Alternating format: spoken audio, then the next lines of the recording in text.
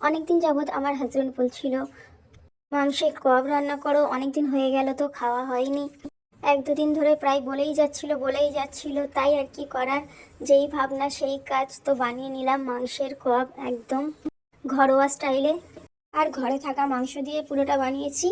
কব বানানোর জন্য প্রথমে আমি এখানে মাংস বের করে নিয়েছি ফ্রিজ থেকে এবং মাংসটাকে দু টুকরো করে কেটে নিয়েছি।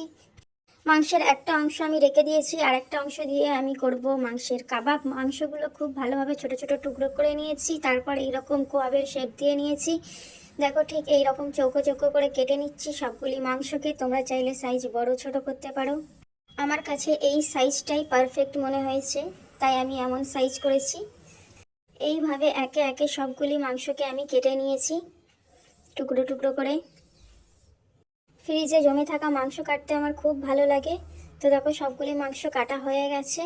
এবারে মাংসগুলোকে খুব ভালোভাবে ধুয়ে ক্লিন করে নিয়েছি এবং একটি প্যানের মধ্যে সবগুলি মাংস নিয়ে নিচ্ছি। তার মধ্যে দিয়ে দিয়েছি একটি পেঁয়াজ বেটে রাখা, তারপর দিয়ে দেবো আদা রসুন ও জিরে বাটা প্রায় 1.5 টেবিল চামচ মতো। এইবার দিয়ে দেবো সমস্ত গুঁড়ো মশলা, দিয়ে দিলাম নুন, এরপর দিয়ে দেবো হলুদের গুঁড়োটা তোমরা স্কিপ করতে পারো, দিলেও চলবে না দিলেও চলবে। দিয়ে দেবো 1 চা চামচ পরিমাণ ধনিয়ার গুঁড়ো, 1 চা চামচ পরিমাণ লাল লঙ্কার গুঁড়ো, দিয়ে দেবো তেজপাতা, তারপর দিয়ে দিচ্ছি 1/2 চামচ পরিমাণ জিরে গুঁড়ি, দিয়ে দিচ্ছি 2টি এলাচ খুব ভালোভাবে ফাটিয়ে, তারপর দিয়ে দিয়েছিলাম সামান্য পরিমাণে সরিষার তেল দিয়ে খুব ভালোভাবে হাত দিয়ে ঝাঁকানাকা করে মাংসগুলিকে খুব ভালোভাবে মাখিয়ে নিয়েছি। যতবারই ভিডিও ভয়েস দিতে যাই ততবারই কোনো না কোনো গাড়ি যায় আর হর্ন দিতে যায়, কি যে একটা প্রবলেম কি বলবো।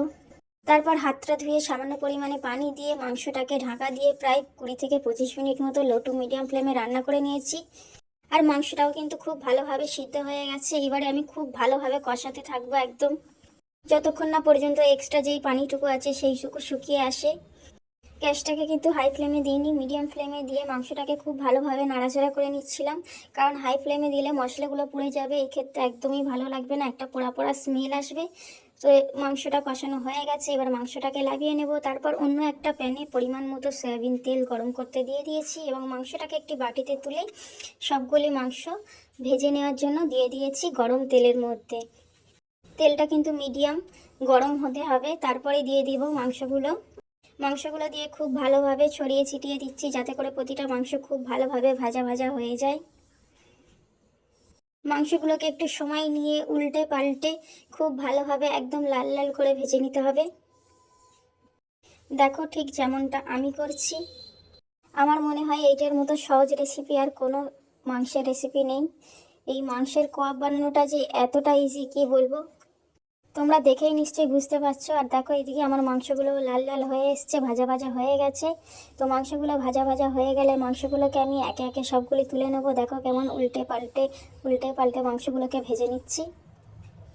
তো এইবার মাংসগুলো তুলে নেওয়ার পালা। মাংসটা কিন্তু কালো হয়ে যায়নি, মাংসটা পুরো লালচে লালচে হয়ে গেছে একদম।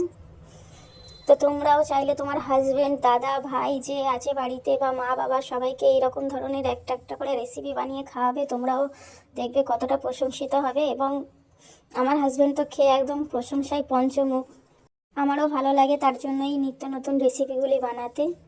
আর সেও খেয়ে যখন প্রশংসা করে তখন আমারও বেশ আনন্দ লাগে।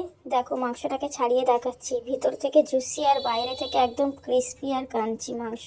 উফ, খেতে যা লাগবে, একদম অসাধারণ ছিল মাংস রান্নাটা। তো ভিডিওটি যদি ভালো লাগে অবশ্যই একটি শেয়ার করে দিও, কমেন্ট করে দিও।